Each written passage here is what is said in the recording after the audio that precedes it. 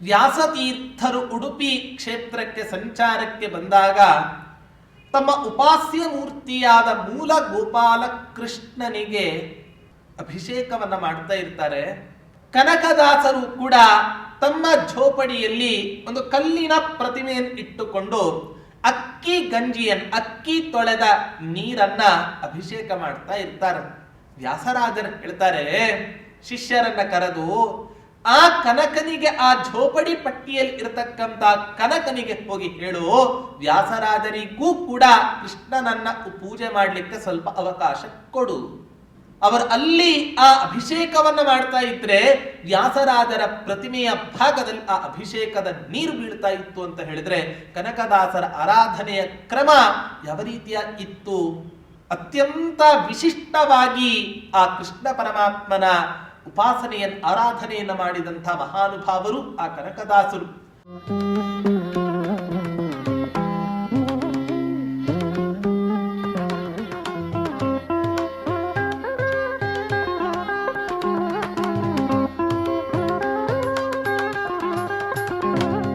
ಪೂಜ್ಯಾಯ ರಾಘವೇಂದ್ರಾಯ ಸತ್ಯ ಧರ್ಮರತಾಯ ಚ ಭಜತಾಂ ಕಲ್ಪವೃಕ್ಷಾಯ ನಮತಾಂ ಕಾಮಧೇನವೇ ದುರ್ವಾದಿಧ್ವಾಂತರವಯೇ ವೈಷ್ಣವೇಂದೀ ವರೇಂದವೇ ಶ್ರೀ ರಾಘವೇಂದ್ರ ಗುರವೇ ನಮೋ ಅತ್ಯಂತ ದಯಾನವೇ. ಶ್ರೀ ಗುರುಭ್ಯೋ ನಮಃ. ಹರಿ ಓಂ. ಹೀಗೆ ರಾಘವೇಂದ್ರ ತೀರ್ಥರು ಉಡುಪಿ ಕ್ಷೇತ್ರಕ್ಕೆ ಬಂದು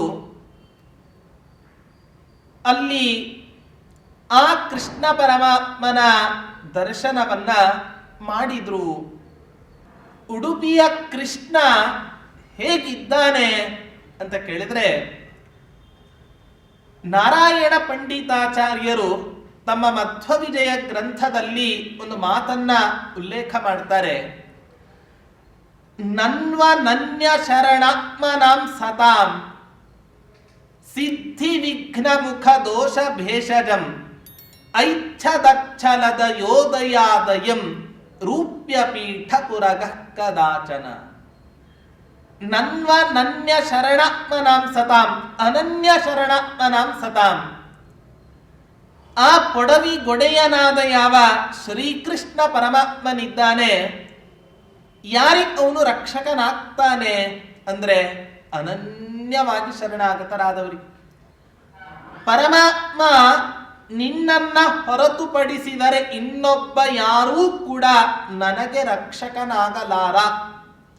ಅನ್ಯಥಾ ಶರಣಂ ನಾಸ್ತಿ ತ್ವಮೇವ ಶರಣಂ ಮಮ ಅನ್ನೋ ಮಾತಿನಂತೆ ಆ ಪರಮಾತ್ಮನನ್ನು ಅಷ್ಟು ನಿಷ್ಕಲ್ಮಶ ಹೃದಯದಿಂದ, ಅನನ್ಯ ಭಕ್ತಿಯಿಂದ ಆ ಭಗವಂತನ, ಆ ಉಡುಪಿ ಕೃಷ್ಣನ ಆರಾಧನೆಯನ್ನ ಮಾಡಿದರೆ ಏನು ಮಾಡ್ತಾನೆ? ಸಿದ್ಧಿ ವಿಘ್ನ ಮುಖ ದೋಷ ಭೇಷಜಂ. ಯಾವ ಅಪೇಕ್ಷೆಯನ್ನ ಇಟ್ಟುಕೊಂಡು ಆ ಕೃಷ್ಣನ ಉಪಾಸನೆಯನ್ನ ಮಾಡ್ತೇವೋ, ಅಥವಾ ಜೀವನದಲ್ಲಿ ಏನಾದರೂ ಕೂಡ ತುಂಬಾ ತೊಂದರೆಗಳು ಬರ್ತಾ ಇದ್ದರೆ, ತುಂಬಾ ಅಪರಿಹಾರ್ಯವಾಗಿರ್ತಕ್ಕಂತಹ ರೋಗಗಳೇನಾದರೂ ಕೂಡ ಇದ್ದರೆ, ಆಗ ಅದೆಲ್ಲದಕ್ಕೂ ಕೂಡ ಧನ್ವಂತರಿಯಂತೆ ಆ ಪರಮಾತ್ಮ ದೊಡ್ಡ ವೈದ್ಯನಾಗಿದ್ದಾನೆ ಉಡುಪಿಯ ಕೃಷ್ಣ. ಇಂಥ ಕೃಷ್ಣನನ್ನ ಅನೇಕ ದಾಸರು ಆ ಉಡುಪಿ ಕ್ಷೇತ್ರದ ಬಗ್ಗೆ, ಆ ಉಡುಪಿಯಲ್ಲಿ ಸನ್ನಿಹಿತನಾದ ಶ್ರೀಕೃಷ್ಣ ಪರಮಾತ್ಮನ ಬಗ್ಗೆ ಅನೇಕ ಮಹಿಮೆಗಳನ್ನ ಕೊಂಡಾಡ್ತಾರೆ. ನಾವೆಲ್ಲ ಬದುಕಿದ್ದಾಗ ಈಶಾವಾಸ್ಯ ಉಪನಿಷತ್ತಿನ ಮಾತಿನಂತೆ ಕುರುವನ್ನೇ ದೇಹ ಕರ್ಮಾಣಿ ಜಿಜೀವಿಷೇಚ್ಛತಗುಂ ಸಮಾಹ. ಪ್ರತಿಯೊಬ್ಬ ಮನುಷ್ಯ ತನ್ನ 100 ವರ್ಷದ ಆಯುಷ್ಯದಲ್ಲಿ ಏನಾದರೂ ಕೂಡ ಒಂದು ಸತ್ಕರ್ಮವನ್ನ ಸದಾ ಕಾಲ ಮಾಡ್ತಾನೆ ಇರಬೇಕು. ನಹಿ ಕಲ್ಯಾಣ ಕೃತ್ ಕಶ್ಚಿತ ಜಾತು ತಿಷ್ಠತ್ಯ ಕರ್ಮ ಕೃತ್ ಅನ್ನೋ ಕೃಷ್ಣ ಪರಮಾತ್ಮನ ಮಾತಿನಂತೆ ಯಾವೊಬ್ಬ ಜೀವಿಯೂ ಕೂಡ ಯಾವುದೇ ಕೆಲಸವನ್ನ ಮಾಡದೆ ಒಂದೇ ಒಂದು ಕಣವು ಕೂಡ ಇರಲಿಕ್ಕೆ ಸಾಧ್ಯ ಇಲ್ಲ. ಹೀಗಾಗಿ ಏನೇ ಕೆಲಸ ಮಾಡಬೇಕಾದರೂ ಕೂಡ ಉತ್ತಮವಾದ ಒಳ್ಳೆ ಕೆಲಸವನ್ನ ಮಾಡಿ. ಹಾಗಾದ್ರೆ ಅನೇಕ ಸತ್ಕರ್ಮಾನುಷ್ಠಾನವನ್ನ ಮಾಡಿದ ಮೇಲೆ ನಿಮಗೆ ಕೃಷ್ಣಾರ್ಪಣ ಬಿಡಲಿಕ್ಕೆ ಎಲ್ಲಿ ಹೋಗಬೇಕು, ಎಲ್ಲಿ ಕೃಷ್ಣಾರ್ಪಣವನ್ನ ನೀವು ಬಿಡಬೇಕು ಅಂತ ಕೇಳಿದರೆ ವಿಜಯದಾಸರು ತಮ್ಮ ಮಾತಿನಲ್ಲಿ ಹೇಳ್ತಾರೆ, ಸಕಲ ಕಾಲದಿ ಮಾಡಿದ ಕರ್ಮವು ಭಕುತಿಯಿಂದಲಿ ಬಂದು ಅರ್ಪಿತವೆನ್ನಿ ಉಡುಪಿಯಲಿ. ಇಂಥ ದಿವ್ಯ ಕ್ಷೇತ್ರ ಅಂದ್ರೆ ಏನೇ ಸತ್ಕರ್ಮಾನುಷ್ಠಾನವನ್ನ ಮಾಡಿದರೂ ಕೂಡ ಆ ಕರ್ಮ ಭಗವಂತನಿಗೆ ಅರ್ಪಣೆ ಮಾಡಬೇಕು ಅನ್ನುವಂತಹ ಉದ್ದೇಶ ಇದ್ದಲ್ಲಿ ನೀವು ಉಡುಪಿ ಕ್ಷೇತ್ರಕ್ಕೆ ಬಂದು ಭಕ್ತಿಯಿಂದ ಆ ಕರ್ಮವನ್ನು ಅರ್ಪಣೆ ಮಾಡಿ ಪರಮಾತ್ಮ ಆ ಕರ್ಮವನ್ನು ಸ್ವೀಕಾರ ಮಾಡಿ ನಿಮಗೆ ಉತ್ತಮವಾದ ಅನುಗ್ರಹವನ್ನು ದಯಪಾಲಿಸ್ತಾನೆ. ಹೇಳ್ತಾರೆ, ಹರಿಚರಣವ ನೋಡ ಬರಲಿ ಕೃಷ್ಣ, ಶರಣ ಜನರು ಸುಕೃತವ ಸೂರ್ಯಗೊಳ್ಳಲಿ. ಪರಮಾತ್ಮನ ಆ ಉಡುಪಿ ಕೃಷ್ಣನ ಪಾದಾರವಿಂದದ ದರ್ಶನವನ್ನ ಮಾಡಿದರೆ ಸಾಕಂತೆ ಎಲ್ಲ ಪಾಪಗಳು ಕೂಡ ನಾಶ ಆಗಿ ನಮ್ಮ ಪುಣ್ಯದ ಕೋಟಿ, ಪುಣ್ಯದ ರಾಶಿ ಬೆಳಿಲಿಕ್ಕೆ ಆರಂಭ ಆಗತ್ತೆ.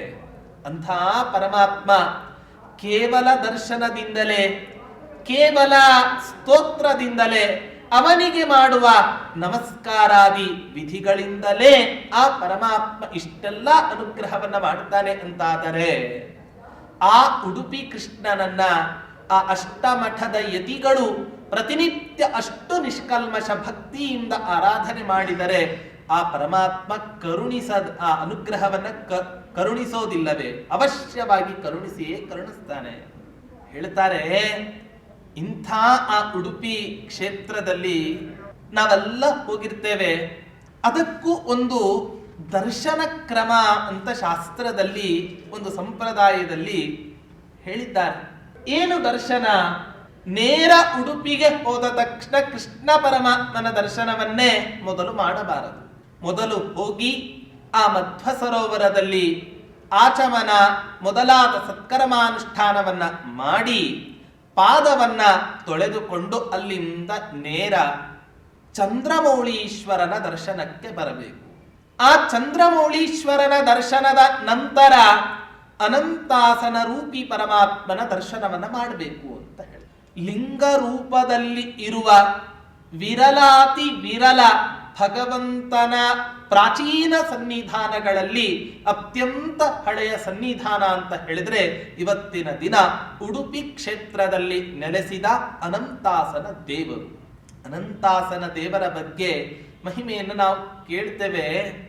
ದ್ವಿಷಡಬ್ಧ ಕಾಲಂ ಮಧ್ವಾಚಾರ್ಯರು ತಮ್ಮ ಪೂರ್ವಾಶ್ರಮದಲ್ಲಿ ವಾಸುದೇವನಾಗಿ ಆ ಮಧ್ಯಗೇಹ ದಂಪತಿಗಳಲ್ಲಿ ಹುಟ್ಟಲಿಕ್ಕೆ ಮುಖ್ಯ ಕಾರಣೀಕರ್ತ ಈ ಅನಂತಾಸನ ದೇವರು. ಯಾಕೆ? ಮಧ್ಯಗೇಹ ಭಟ್ಟ ದಂಪತಿಗಳಿಗೆ ಮಕ್ಕಳಿರೋದಿಲ್ಲ.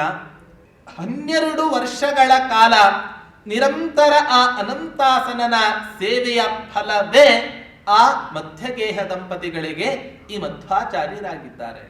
ಅಂಥ ಸಂತಾನ ಇಲ್ಲದೆ ಇದ್ದರೆ ಇವತ್ತಿಗೂ ಕೂಡ ಯಾರಿಗಾದರೂ ಸಂತಾನ ಇಲ್ಲದಿದ್ದ ಪಕ್ಷದಲ್ಲಿ ಉಡುಪಿ ಕ್ಷೇತ್ರಕ್ಕೆ ಹೋಗಿ ಆ ಎಣ್ಣೆ ದೀಪದಲ್ಲಿ ಎಣ್ಣೆಯನ್ನ ಹಾಕಿ ಒಂದು ದೀಪವನ್ನ ಹೊತ್ತಿಸಿ ಒಂದು ಮಂಡಲ ಪರ್ಯಂತ 48 ದಿನಗಳ ಪರ್ಯಂತ ನಿಷ್ಕಲ್ಮಶ ಭಕ್ತಿಯಿಂದ ಅನಂತಾಸನನ ಸೇವೆಯನ್ನ ಮಾಡಿದರೆ ಅವಶ್ಯವಾಗಿ ಯಾವುದೇ ಪಂಜೆ ಆಗಿದ್ದರೂ ಕೂಡ ಅವಳಿಗೆ ಸಂತಾನ ಅನ್ನೋದು ದೊರಕತ್ತೆ.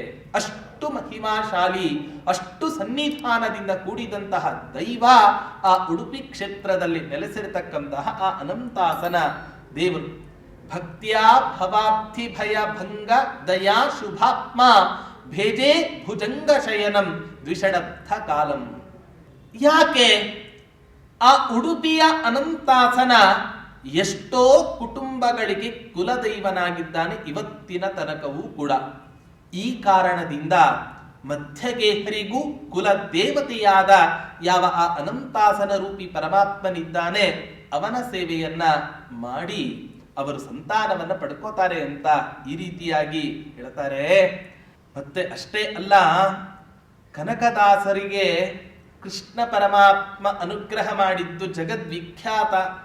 ಆಗಿನ ಕಾಲದ ಒಂದು ಧಾರ್ಮಿಕ ಕಟ್ಟುಪಾಡುಗಳಲ್ಲಿ ಕನಕದಾಸರಿಗೆ ಕೃಷ್ಣ ಪರಮಾತ್ಮನ ದರ್ಶನ ಆಗದೇ ಇದ್ದಾಗ ಅತ್ಯಂತ ಭಕ್ತಿಯಿಂದ ಇವತ್ತಿನ ದಿನ ಯಾವ ಕನಕದಾಸರ ಗುಡಿ ಅಂತ ಇದೆನೋ ಆ ಕ್ಷೇತ್ರದಲ್ಲಿಯೇ, ಆ ಸ್ಥಳದಲ್ಲಿಯೇ ಕನಕದಾಸರು ಒಂದು ಝೋಪಡಿ ಪಟ್ಟಿಯನ್ನ ಹಾಕಿಕೊಂಡು ಕುಳಿತು ಆ ಭಗವಂತನ ಸ್ತೋತ್ರವನ್ನ ಮಾಡ್ತಾ ಇದ್ರು.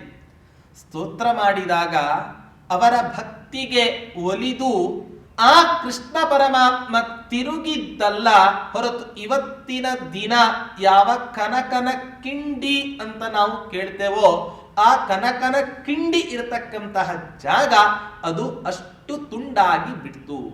ಹೀಗಾಗಿ ಚಂದ್ರಮೌಲೀಶ್ವರನ ದರ್ಶನ, ಅನಂತೇಶ್ವರನ ದರ್ಶನ, ಕನಕ ಗೋಪುರದಲ್ಲಿ ಆ ಕೃಷ್ಣ ಪರಮಾತ್ಮನ ಕನಕ ಕಿಂಡಿಯಲ್ಲಿ ಆ ಕೃಷ್ಣನ ದರ್ಶನವನ್ನ ಮಾಡಿ ಆಮೇಲೆ ನಾವು ಕೃಷ್ಣ ಪರಮಾತ್ಮನ ದರ್ಶನವನ್ನ ಒಳಗಡೆಯಿಂದ ನವದ್ವಾರಗಳಲ್ಲಿ ಮಾಡಬೇಕು ಹೇಳ್ತಾರೆ. ಒಂದು ಸಲ ವ್ಯಾಸತೀರ್ಥರು ಉಡುಪಿ ಕ್ಷೇತ್ರಕ್ಕೆ ಸಂಚಾರಕ್ಕೆ ಬಂದಾಗ ತಮ್ಮ ಉಪಾಸ್ಯ ಮೂರ್ತಿಯಾದ ಮೂಲ ಗೋಪಾಲ ಕೃಷ್ಣನಿಗೆ ಅಭಿಷೇಕವನ್ನ ಮಾಡ್ತಾ ಇರ್ತಾರೆ. ಕನಕದಾಸರು ಕೂಡ ತಮ್ಮ ಝೋಪಡಿಯಲ್ಲಿ ಒಂದು ಕಲ್ಲಿನ ಪ್ರತಿಮೆಯನ್ನು ಇಟ್ಟುಕೊಂಡು ಅಕ್ಕಿ ಗಂಜಿಯನ್ನು, ಅಕ್ಕಿ ತೊಳೆದ ನೀರನ್ನ ಅಭಿಷೇಕ ಮಾಡ್ತಾ ಇರ್ತಾರೆ. ವ್ಯಾಸರಾಜರು ಹೇಳ್ತಾರೆ, ಶಿಷ್ಯರನ್ನ ಕರೆದು ಆ ಕನಕನಿಗೆ, ಆ ಝೋಪಡಿ ಪಟ್ಟಿಯಲ್ಲಿ ಇರತಕ್ಕಂತ ಕನಕನಿಗೆ ಹೋಗಿ ಹೇಳು, ವ್ಯಾಸರಾಜರಿಗೂ ಕೂಡ ಕೃಷ್ಣನನ್ನ ಪೂಜೆ ಮಾಡಲಿಕ್ಕೆ ಸ್ವಲ್ಪ ಅವಕಾಶ ಕೊಡು. ಅವರು ಅಲ್ಲಿ ಆ ಅಭಿಷೇಕವನ್ನ ಮಾಡ್ತಾ ಇದ್ರೆ ವ್ಯಾಸರಾಜರ ಪ್ರತಿಮೆಯ ಭಾಗದಲ್ಲಿ ಆ ಅಭಿಷೇಕದ ನೀರು ಬೀಳ್ತಾ ಇತ್ತು ಅಂತ ಹೇಳಿದ್ರೆ ಕನಕದಾಸರ ಆರಾಧನೆಯ ಕ್ರಮ ಯಾವ ರೀತಿಯ ಇತ್ತು. ಅತ್ಯಂತ ವಿಶಿಷ್ಟವಾಗಿ ಆ ಕೃಷ್ಣ ಪರಮಾತ್ಮನ ಉಪಾಸನೆಯನ್ನು, ಆರಾಧನೆಯನ್ನು ಮಾಡಿದಂಥ ಮಹಾನುಭಾವರು ಆ ಕನಕದಾಸರು. ಅದಕ್ಕೋಸ್ಕರವೇ ಹೇಳ್ತಾರೆ, ಪುಟ್ಟಿಸಲೇ ಬೇಡ ಇನ್ನು ಪುಟ್ಟಿಸಿದಕ್ಕೆ ಪಾಲಿಸಿನ್ನು, ಇಷ್ಟು ಮಾತ್ರ ಬೇಡಿ ಕೊಂಬೆ ಶ್ರೀ ಕೃಷ್ಣನೇ. ಕೃಷ್ಣ ಪರಮಾತ್ಮ ಇನ್ಯಾವತ್ತೂ ಕೂಡ ನನ್ನನ್ನು ಹುಟ್ಟಿಸ್ಲಿಕ್ಕೆ ಹೋಗಬೇಡ. ಈ ಜಗತ್ತಿನಲ್ಲಿ ಅಪ್ಪಿ ತಪ್ಪಿ ಏನಾದರೂ ಕೂಡ ನನ್ನನ್ನು ನೀನು ಹುಟ್ಟಿಸಿದರೆ ಹುಟ್ಟಿಸಿದಕ್ಕೆ ಪಾಲಿಸಿನ್ನು, ಹುಟ್ಟಿಸಿರೋ ತಪ್ಪಿಗೆ ನೀನೇ ನನ್ನನ್ನು ರಕ್ಷಣೆ ಮಾಡಬೇಕು ಹೊರತು ಬೇರೆ ಯಾರನ್ನು ಕೂಡ ನನ್ನ ರಕ್ಷಣೆಗೆ ಮೊರೆ ಹೋಗಲ್ಲ. ದಾಸರಾಯರು ಹೇಳ್ತಾರೆ, ಯಾವತ್ತೂ ಕೂಡ ನಾವು ಜೀವನದಲ್ಲಿ ರಕ್ಷಣೆಯನ್ನು ಪಡ್ಕೋಬೇಕು ಅಂತ ಆದರೆ ಯಾರ ಹತ್ರ ಬೇಡ್ಕೋಬೇಕು, ಪಡ್ಕೋಬೇಕು ಅಂತ ಕೇಳಿದ್ರೆ ಹೇಳ್ತಾರೆ, ಬೇಡಿದರೆ ಎನ್ನೊಡೆಯನ ಬೇಡುವೆ ಅಂತ ಹೇಳ್ತಾರೆ. ಬೇಡ್ತೀಯ, ಅಲ್ಪರ ಹತ್ತಿರ ಬೇಡಿ ಇನ್ನಷ್ಟು ನೀನು ಅಲ್ಪನಾಗಲಿಕ್ಕೆ ಹೋಗಬೇಡ. ಪರಮಾತ್ಮನನ್ನ ಬೇಡಿ ನೀನ್ ಏನಾಗು ಅಂತ ಹೇಳಿದ್ರೆ ಅವನ ರಕ್ಷಣೆಯಲ್ಲಿ ಇದ್ದೇನೆ ಎನ್ನುವಂತಹ ಭಾವನೆ ನಿನಗೆ ಸದಾಕಾಲ ಇರಲಿ. ಹೀಗಾಗಿ ಅಂಥ ಕೃಷ್ಣ ಪರಮಾತ್ಮನನ್ನ ಒಲಿಸಿಕೊಳ್ಳದೇ ಇರತಕ್ಕಂತಹ ಜ್ಞಾನಿಗಳೇ ಇವತ್ತಿಗೂ ಕೂಡ ಯಾರು ಇಲ್ಲ. ಅಂಥ ಪರಮ ಪವಿತ್ರವಾದ ದಿವ್ಯ ಕ್ಷೇತ್ರ ಆ ಉಡುಪಿ ಕ್ಷೇತ್ರ. ಹೇಳ್ತಾ ಕೃಷ್ಣ ಪರಮಾತ್ಮನ ಮಹಿಮೆ ಕಡಿಮೆ. ಬಡವನಾದ ಕುಚೇಲನನ್ನ ಕ್ಷಣಾರ್ಧದಲ್ಲಿ ಶ್ರೀಮಂತನನ್ನಾಗಿ ಮಾಡಿದ. ರುಕ್ಮಿಣೀ ದೇವಿಯನ್ನ ಅಪಹರಣ ಮಾಡಿ ಇಡೀ ರಾಜಮಂಡಲಿಯನ್ನ ನಿಬ್ಬೆರಗಾಗುವಂತೆ ಮಾಡಿದ. ಗೋವರ್ಧನ ಗಿರಿಯನ್ನ ಎತ್ತಿ ಪರಿಸರ ಕಾಳಜಿಯನ್ನ ಮೆರೆದಂಥ ಮಹಾನುಭಾವ ಆ ಕೃಷ್ಣ ಪರಮಾತ್ಮ. ನಿಜವಾಗಿಯೂ ಕೂಡ ಪ್ರತಿಯೊಬ್ಬರ ವ್ಯಕ್ತಿತ್ವವನ್ನು ನಾವು ಗಮನಿಸ್ತಾ ಹೋದ್ರೆ ಒಂದು ಇದಮಿತ್ತಂ ಅಂತ ತೀರ್ಮಾನ ಮಾಡಿದರೆ ಮಾಡಬಹುದು. ಆದರೆ ಕೃಷ್ಣ ಪರಮಾತ್ಮನ ವಿಷಯದಲ್ಲಿ ಅವನ ವ್ಯಕ್ತಿತ್ವದ ಚಿಂತನೆಯನ್ನ ಮಾಡಿದರೆ ಪ್ರತಿ ಕ್ಷಣಕ್ಕೂ ಕೂಡ ನಮಗೆ ಹೊಸದಾಗಿಯೇ ಕಾಣಿಸುತ್ತೆ. ನಮಗೆ ಅಂಥ ಅತ್ಯದ್ಭುತವಾಗಿರತಕ್ಕಂಥ ವ್ಯಕ್ತಿತ್ವ ಈ ಶ್ರೀಕೃಷ್ಣ ಪರಮಾತ್ಮನದ್ದು. ಅಂಥ ಉಡುಪಿ ಕೃಷ್ಣ ಪರಮಾತ್ಮನ ಬಗ್ಗೆ ಧ್ಯಾನ ಶ್ಲೋಕವನ್ನು ಹೇಳ್ತಾರೆ. ಕೃಷ್ಣಂ ವಂದೇ ಮಂಥ ಪಾಶಧರಂ ದಿವ್ಯಾರ್ಭಕಾಕೃತಿಂ. ಶಿಖಾಬಂಧತ್ರಯೋಪೇತಂ ಭೈಷ್ಮೀ ಮಧ್ವಕರಾರ್ಚಿತಂ. ದಿವ್ಯಾರ್ಭಕಾಕೃತಿಂ, ಪುಟ್ಟ ಬಾಲಕನ ವೇಷವನ್ನ ಧರಿಸಿದ್ದಾನೆ, ಕೈಯಲ್ಲಿ ಕಡಗೋಲನ್ನ ಹಿಡಿದುಕೊಂಡಿದ್ದಾನೆ. ಶಿಖಾಬಂಧತ್ರಯೋಪೇತಂ, ಆ ಕೃಷ್ಣ ಪರಮಾತ್ಮನಿಗೆ ತಲೆಯ ಮೇಲೆ 3 ಶಿಖೆಗಳಿಂದ ಅಲಂಕೃತನಾಗಿದ್ದಾನಂತೆ ಆ ಉಡುಪಿಯ ಕೃಷ್ಣ. ಅಂತಹ ಕೃಷ್ಣ ಭೈಷ್ಮೀ ಮಧ್ವಕರಾರ್ಚಿತಂ, ಭೀಷ್ಮಕರಾಜನ ಮಗಳಾದ ರುಕ್ಮಿಣಿ ದೇವಿ ಆ ಕೃಷ್ಣ ಪರಮಾತ್ಮನನ್ನ ಪೂಜಿಸಿದ್ದಾಳೆ. ಅಷ್ಟೇ ಅಲ್ಲ, ವಾಯು ಪದವಿಗೆ ಬರತಕ್ಕಂತಹ ಯಾವ ಈ ಮಧ್ವಾಚಾರ್ಯ, ವಾಯುದೇವರ ಅವತಾರಭೂತರಾಗಿರ್ತಕ್ಕಂಥ ಯಾವ ಈ ಮಧ್ವಾಚಾರ್ಯರು ಇದ್ದಾರೆ, ಅವರೂ ಕೂಡ ಆ ಕೃಷ್ಣ ಪರಮಾತ್ಮನನ್ನ ಇಂಥ ಭೈಷ್ಮಿ ರುಕ್ಮಿಣಿ ಮಧ್ವಕರಾರ್ಚಿತನಾದ ಯಾವ ಶ್ರೀಕೃಷ್ಣ ಪರಮಾತ್ಮ ಇದ್ದಾನೆ, ಅಂಥ ಕೃಷ್ಣ ಪರಮಾತ್ಮನನ್ನ ಒಂದೇ ನಾನು ನಮಸ್ಕಾರವನ್ನು ಮಾಡ್ತೇನೆ. ಇಂಥ ಆಶ್ಚರ್ಯ ಅಂದ್ರೆ 800 ವರ್ಷಗಳ ಹಿಂದೆ ಸ್ಥಾಪಿಸಿದ ಯಾವ ಈ ಶ್ರೀಕೃಷ್ಣನ ಪ್ರತಿಮೆ ಇದೆ, ಆ ಕೃಷ್ಣ ಪರಮಾತ್ಮನಿಗೆ ಇವತ್ತಿನ ತನಕವೂ ಕೂಡ ಮಧ್ವಾಚಾರ್ಯರೇ ನೈವೇದ್ಯವನ್ನು ಅರ್ಪಣೆ ಮಾಡುವುದು.